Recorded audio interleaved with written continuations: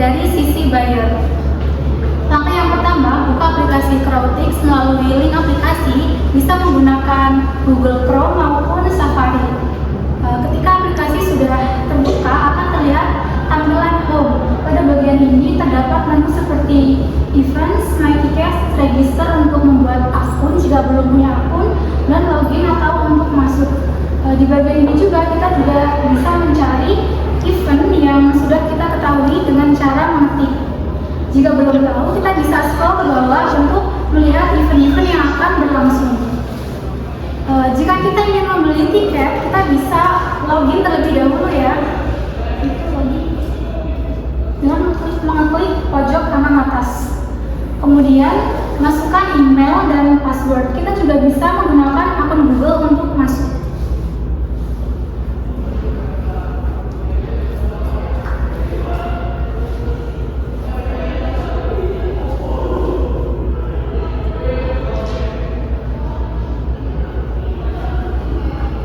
Nah, setelah login berhasil, kita akan pada menu events. Di sini kita bisa melihat terlebih dahulu event yang akan kita beli tiketnya. Jika kita sudah fix untuk memilih tiketnya, memilih eventnya, kita bisa klik. Nah, di sini kita bisa scroll ke bawah untuk membaca detail eventnya seperti tanggal, venue, kota, deskripsi acara maupun kategori tiket. Nah, kemudian kita akan diminta untuk mengisi data pemesanan. Di sini ada nomor lengkap, nomor telepon, jenis identitas, tanggal lahir, alamat email, kota domisili, dan nomor identitas. Di sini kita bisa menggunakan nomor KTP, SIM, paspor, maupun yang lainnya. Kemudian di sebelah kanan kita bisa memilih kategori tiket dan jumlah tiket yang kita inginkan. Itu bisa diklik.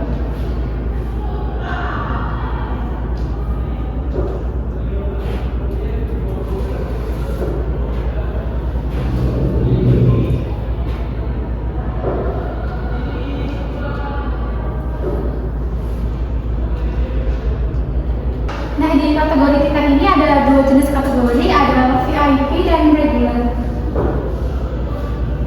Kemudian jika kita sudah mengisi semuanya, kita centang sampai dengan data pemesanan.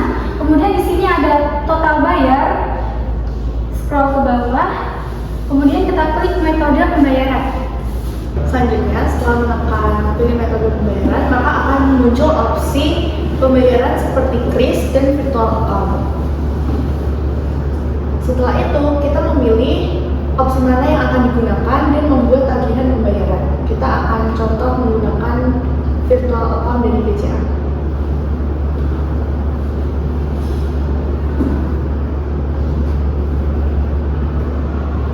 Di sini akan muncul nomor virtual account dan terdapat nomor invoice-nya dan dapat langsung melakukan pembayaran. Setelah itu, kita bisa batalkan atau ganti metode jika ingin menggunakan metode pembayaran lainnya.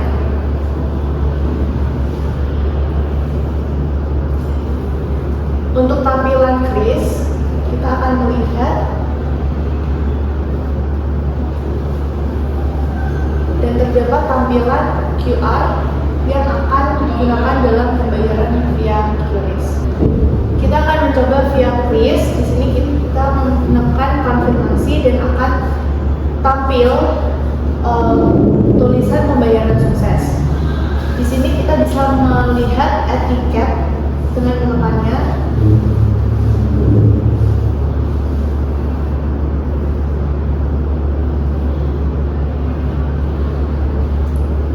Nah, di sini ada dua opsi. Kita bisa melihat detail yang berisi informasi mengenai detail etiket, berisi tentang jadwal diselenggarakannya event, dan kita juga bisa mendownload tiket via download PDF.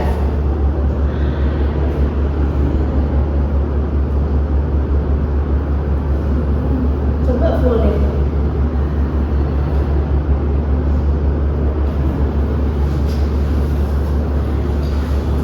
Nah, QR ini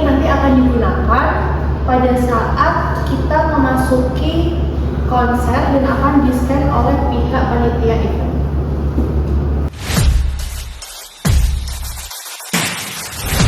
Di sini saya akan menjelaskan mengenai Crowdtix dari sisi admin. Pertama kita login dulu, masukin email dan password yang udah di login sebagai admin. Lalu yang pertama di sini bisa pindah ke home dulu. Di sini sebenarnya kita bisa cari untuk event yang kita mau, terus bisa di scroll.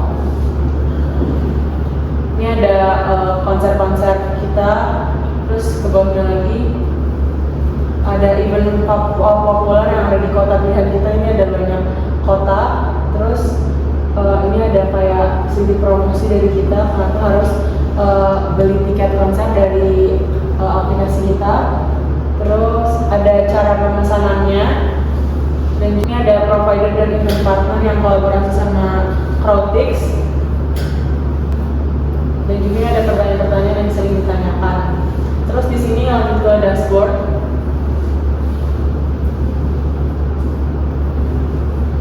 Jadi di sini ada total konser yang terdaftar di sistem kita, yaitu baru ada 10 sampai saat ini.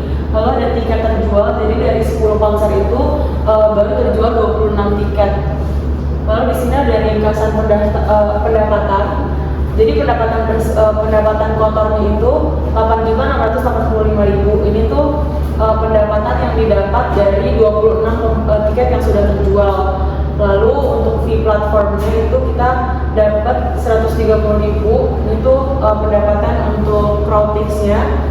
Lalu 8.685.000 dikurang 130.000, jadi ini pendapatan bersih yang didapat untuk providernya. Lalu di sini ada check-in rate-nya. Jadi dari 26 transaksi itu sudah ada 23%. Jadi 6 dari 26 penonton itu udah check-in, udah nge-scan QR-nya. Lalu di bawahnya ini bisa diekspor summary-nya, bisa di-download aja. Ini tuh kayak ringkasan pembeliannya. Jadi di sini ada banyak event yang dibeli. Ini ada 26 event. Ada transaksinya, tiket terjual, jumlah persentasenya, dan lain-lain. Lalu di bawahnya ini ada event-event yang udah kita masukin ke sistem kita. Boleh scroll ke atas nih. Nah, pertama ini ada nama event dan providernya. Jadi ini nama eventnya dan providernya. Lalu ada kota dan venue-nya, ada schedule dan timing-nya, jadi tanggalnya, terus open date-nya tanggal berapa, start event-nya tanggal berapa, terus end event-nya jam berapa. Lalu ada statusnya. Di sini tuh sebenarnya nggak cuma bisa di-publish aja, tapi bisa juga di-draft atau di-cancel. Tapi ini semuanya udah ke-publish, jadi udah bisa dibeli. Terus juga ini ada terjual per kota, jadi ini kayak contohnya Jakarta Fair kemarin, ini udah ada 7 tiket yang terjual dari 16 tiket.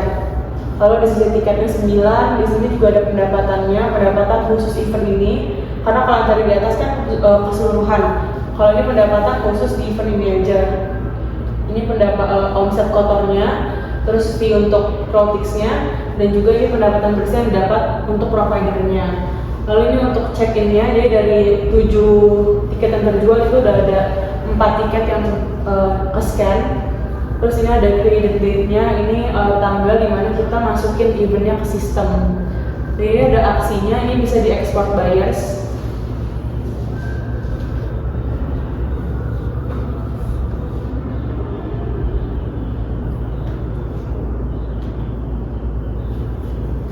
Jadi kalau tadi itu kan keseluruhan dari pembelian 10 event yang udah kita masukin ke sistem. Cuma kalau ini itu kayak detail khusus satu event aja. Jadi ini ada nomor invoice-nya, nama eventnya, terus nama pembelinya, terus emailnya, kategori yang yang mereka beli itu kategori apa, statusnya udah paid semua, metode pembayarannya mereka pakai apa. Terus ini ada total pembelian, terus ada kode tiketnya yang nanti bisa dimasukin saat scan tiket di gerbang. Lalu juga ada statusnya, ini aktif, ini juga udah ada yang check-in, ada waktunya dan ada tanggal transaksinya. menjelaskan tentang bagian kelola event. Nah, di kelola event ini ada event-event yang udah terdaftar di aplikasi kita. Contohnya itu yang Jakarta Fair Kemayoran. Ini dia ada detail untuk kategori tiketnya tuh, mereka menyediakan 3 tipe tiket, terus ada penjualannya, lalu sisa tiket dan omset dari event mereka. Nah, di sini itu untuk detail dari eventnya ada tanggalnya, venue, kota, batas usia, kategori tiket, dan ada deskripsi acaranya juga. Dan untuk ada juga keterangan untuk kategori tiket yang masih tersedia tuh yang mana aja nih. Contohnya yang reguler masih tersedia dan VVIP sudah sold out. Nah, ini ada keterangan tiket masuknya itu mulai dari 100.000. Dan ada juga syarat dan ketentuan acara mereka. Nah, ini selanjutnya di sini ada daftar pembeli. Daftar pembeli ini untuk ada isinya identitas dari pembeli yang udah mendaftarkan di tiketnya mereka.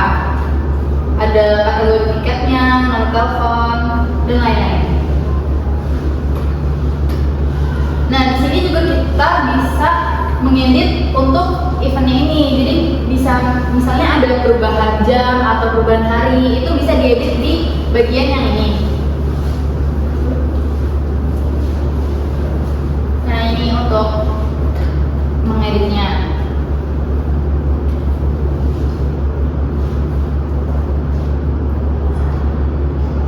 Bisa diganti semuanya atau beberapa aja. Ini juga kita bisa menghapus event tersebut. Misal eventnya ada sesuatu gitu dan perlu untuk dihapus, nah ini bisa dihapus sebagai ini. Dan di sini juga kita bisa langsung nambahin event baru di bagian sini. Nah, untuk event barunya itu kita masukin basic infonya dulu. Ini nanti ada providernya, judul eventnya, terus kategori tiketnya tuh dia tuh apakah berupa konser atau apa. Terus ini bisa memasukkan link untuk mengakses informasi tentang event tersebut. Terus ada genre-nya, ini genre-nya tuh eventnya tuh seperti apa, banyak pilihannya. Terus organizer display name-nya itu untuk nama promotor atau penyelenggaranya itu nanti akan tertera di detail informasi dari event tersebut. Terus ini bisa dimasukkan batas usia. Misal di event itu tuh minimal 17 tahun. Jadi bisa dimasukkan nih. Tapi kalau misalnya untuk semua usia bisa dikosongkan. Jadi ini kolom yang ini tuh opsional. Terus ini bisa masukin poster eventnya sama banner eventnya. Dan ini untuk deskripsi detail info konsernya. Dan selanjutnya itu masukin detail lokasinya. Itu ada nama venue-nya. Misal venue-nya tuh letaknya di GBK. Terus kotanya Jakarta. Terus ini ada alamat lengkap venue-nya. Terus ada detail untuk tanggal open gate-nya kapan, terus show start-nya kapan, sama show end-nya tuh kapan. Terus selanjutnya itu bisa masukin event highlight dan terms. Jadi highlight eventnya itu tuh buat masukin kayak apa sih yang menarik dari event itu gitu, yang bisa menarik perhatian buyer. Terus untuk syarat ketentuannya itu mereka seperti apa, misalnya tidak boleh membawa sajam, tidak boleh membawa parfum dan sebagainya. Terus ini untuk sosial media penyelenggaranya bisa dimasukkan opsi ada Instagram dan TikTok. Terus ada tiket kategorinya. Nah, tiket kategorinya itu bisa memasukkan sesuai mereka menyediakan ada beberapa kategori tiket, misal reguler dan VIP. Itu ada bisa masukin nama kategori tiketnya, terus harga tiketnya berapa, dan kuota tiket yang mereka masukkan di aplikasi kita yang mereka jual itu berapa, dan maksimal tiket per transaksi. Terus ini bisa dimasukin deskripsi kategori tiketnya, misal menjelaskan fasilitas apa saja yang mereka dapatkan dari kategori tiket tersebut. Nah, ini terakhir ini bisa memilih untuk publishing status. Nah, itu tuh bisa di draft dulu, misal belum mau langsung dipublish, atau bisa langsung dipublish, atau misal ini cancel ini, misal sebagai admin kita eventnya ini atau provider ada masalah terus mau di cancel bisa juga, terus nanti tinggal langsung pencet create event. Selanjutnya untuk ke manage usernya. Nah, di manage user ini ada semua user yang udah terdaftar di aplikasi kita. Nah, ini tuh kita bisa langsung search nih, misal mau nyari nama atau emailnya siapa gitu, bisa langsung dicari di bagian search bar, atau di role ini. Misal kita mau mencari buyer gitu, ini role-nya bisa dipencet. Opsinya ini all roles itu kita bisa melihat keseluruhannya, ada buyer, provider, dan admin. Kalau misalnya dipencet role buyer aja, nanti dia tuh di sini bakal keluar semuanya tuh buyer aja gitu, provider sama adminnya nggak kelihatan. Nah, terus untuk statusnya ini buat ngeliatin kalau status akunnya tuh masih aktif atau enggak. Bisa ke all role lagi. Nah, di sini tuh bagian detail usernya itu ada nama sama emailnya, terus ada username yang udah dibuat. Nah, ini karena role-nya dia sebagai buyer, maka dia di bagian provider detailnya ini dia kosong. Nah, ini untuk role-nya. Nah, ini bisa diganti juga nih, kita sebagai admin, kita bisa mengganti role user itu, bisa misal dia terdaftar sebagai provider, maka kita bisa ngubah status dia tuh menjadi provider. Nah, terus ini kelihatan juga status akunnya masih aktif, terus ada kelihatan dia joinnya tuh kapan dan login ke akun kita tuh kapan. Nah, ini ada opsi juga untuk di sini yang bagian ini tuh untuk kita deaktifin akunnya si user ini, atau mau langsung dihapus akunnya juga bisa. Nah, selanjutnya itu untuk scan QR. Scan QR ini untuk kalau misal nih buyer kan udah beli tiket, nanti kan mereka dapat detail tiketnya dan itu ada QR-nya. Nah, QR-nya itu nanti bisa di-scan ketika mereka mau masuk ke dalam venue-nya. Jadi mereka scan tiket, nanti di sini tuh ada hasil pemindaiannya. Nanti detail tiketnya tuh detail tiket yang mereka beli tuh bakal keluar di bagian sini. Nah, ini kita coba untuk scan tiketnya ya.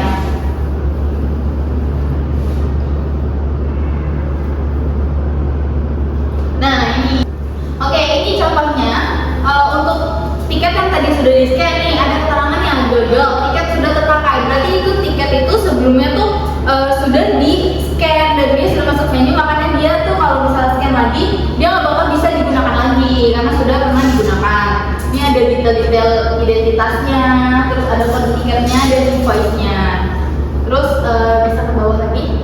Nah, ini jika QR-nya error, kita bisa masukin manual kode tiketnya. Jadi nggak perlu di-scan, itu kita tinggal masukin kode tiketnya, nanti keluar juga detail transaksinya dia.